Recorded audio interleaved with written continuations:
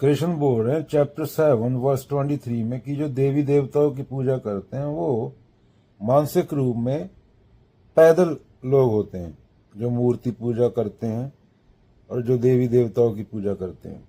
Man of little intelligence. अहम को खत्म करके मेरे साथ एक होना होता है।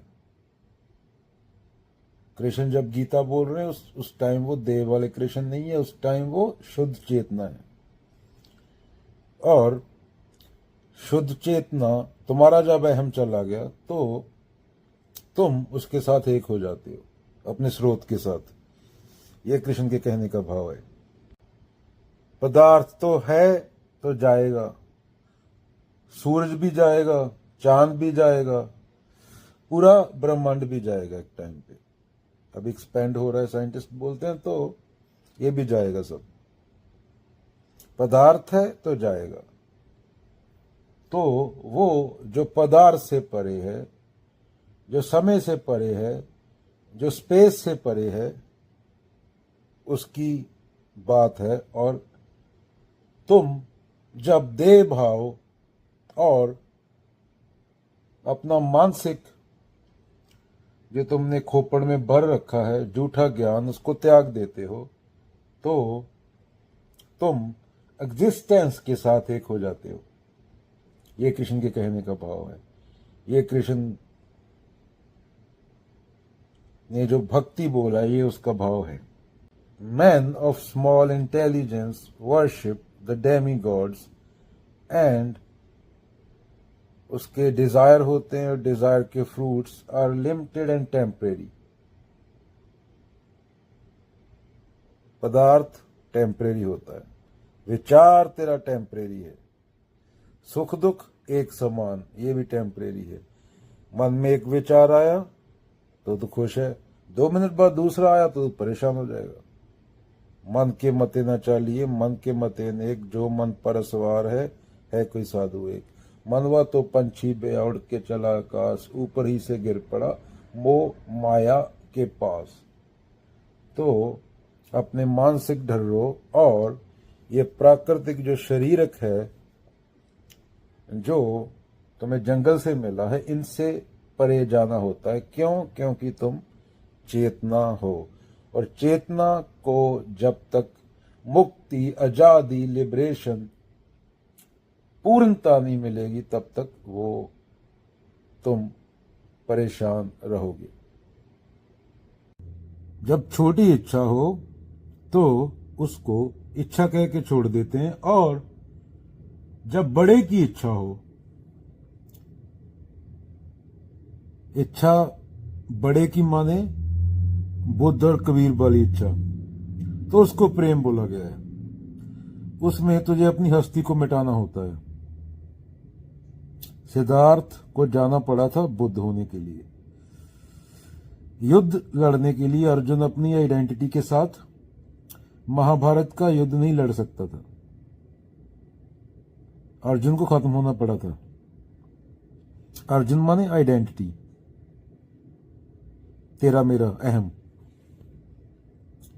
तो बड़ी इच्छा जो सत्य तक लेके जाती है उसको प्रेम बोला गया है। बाकी जो तुम्हारा वाला प्रेम है ये सब जाली होता है, जिसे तुम प्रेम बोलते हो।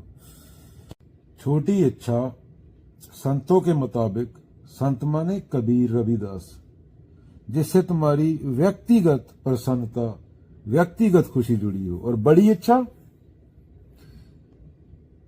फूल के होने से खुशबू सबको आती है ना, फूल सोच के थोड़ी देता है, तो उसमें भेदभाव नहीं होता।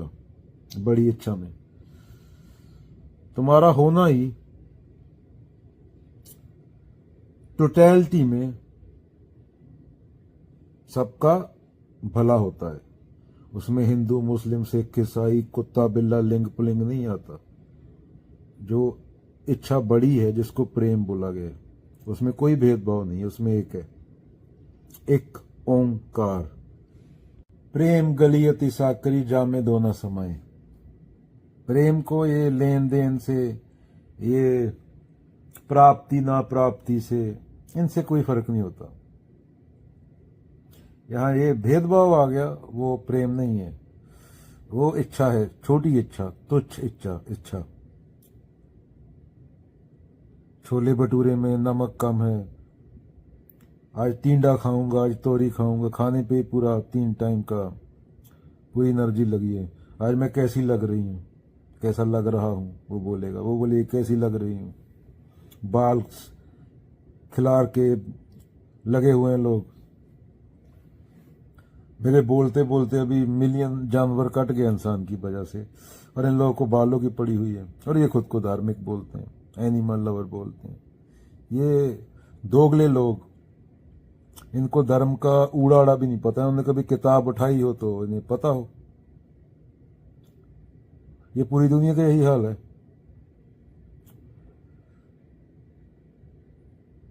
ये पिछले 5000 साल गवाही भरते हैं इतिहास। एक साल ऐसा बता दो पिछले 5000 साल में जिस साल इंसान की इंसान से लड़ाई ना हुई हो।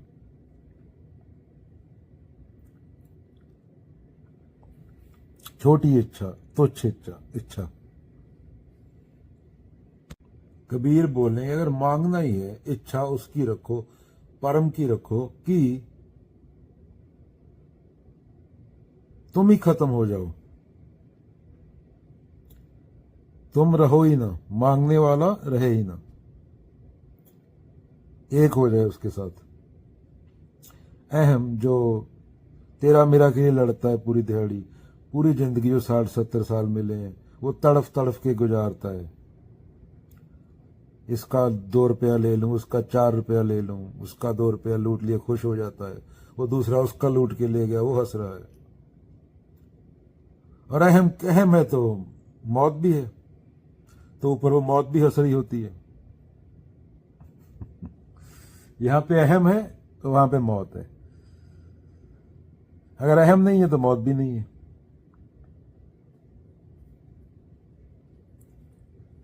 अहम के बाद बचता क्या है, उसको कोई मौत नहीं। ये सारे ग्रंथों में यही बात बोली गई है।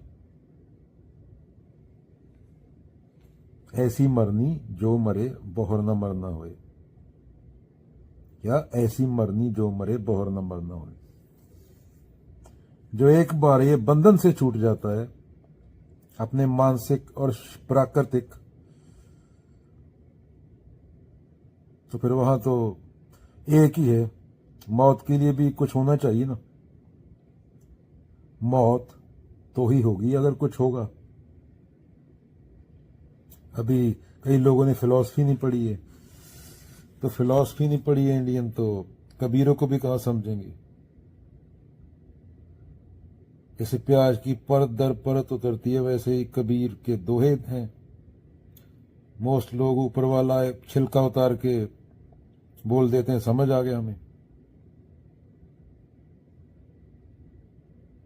प्याज की एक एक करके परत उतारो, नथिंगनेस रहती है अंदर, एंड तक पहुंचो तो वो नथिंगनेस का नाम ही अद्वैत है, शून्यता है, एक कमकार है। अगर उसको समझने जाओगे तो अहम की ये सबसे बड़ी बेवकूफ़ी है कि वो ग्रंथ पढ़ के खुद को ही बोल देता है कि मैं ही आत्मा हूं। ग्रंथ पढ़ के नहीं, उसके लिए बहुत बड़ी कुर्बानी देनी होती है, खुद को मिटाना होता है। वो कोई 200-300 साल में एक पैदा होता है, कोई कबीर, कोई बुद्ध, कोई नागार्जुन। किताब पढ़ के जो रट्टा लगा लिए वो तोते वाला सिस्टम है, वो जिंदगी वैसी जीनी पड़ती है।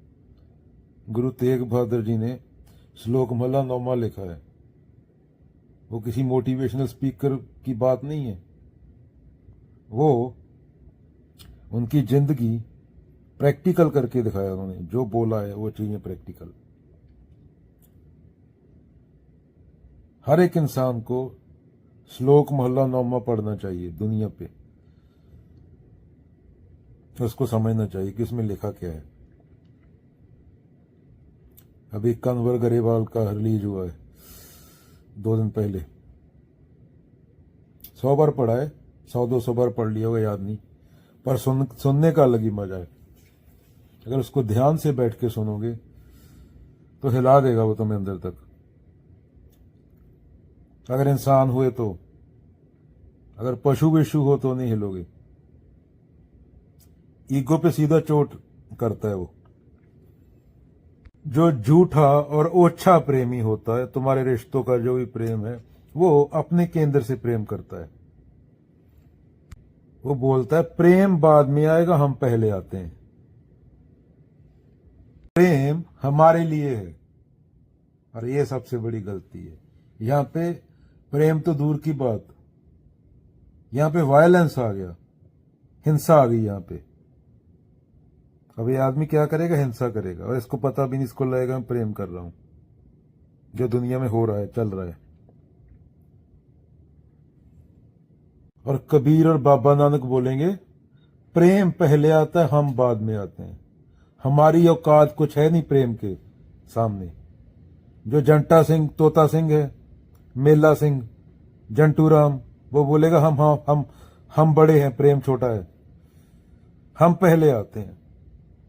और बाबा नानक, कबीर और बुद्ध बोलेंगे कि हमारी हस्ती नहीं प्रेम के सामने, प्रेम इतनी बड़ी चीज है। ये फर्क है। कुर्बानी, खुद की कुर्बानी, खुद की बलि देनी। जो तू खुद को समझे बैठा है, उसके सामने, परम के सामने, जिसके बारे में सोचा नहीं जा सकता। बलि देने का मतलब, जो तूने खुद को समझ रखा है उसका धीरे धीरे त्याग करना, उसको छोड़ते जाना, मिटना। कबीर एक दोहे बोलते हैं ना कि मौत आए तो मौत को लेके जाने के लिए कुछ ना मिले।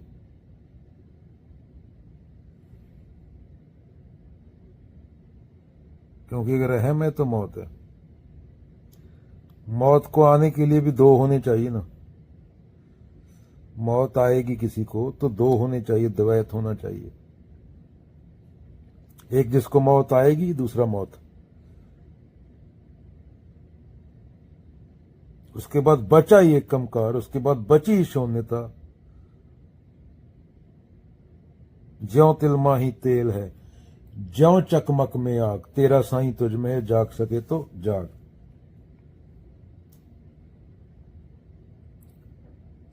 तो साईं है, साईं के अलावा दूसरा है नहीं। तो साईं है तो मौत भी नहीं है।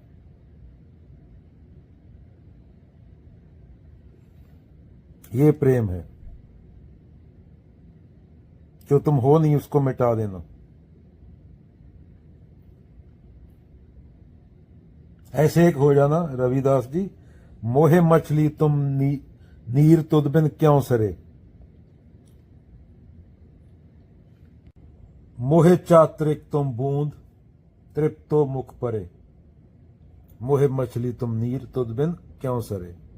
भगत रविदास। ये प्रेम है।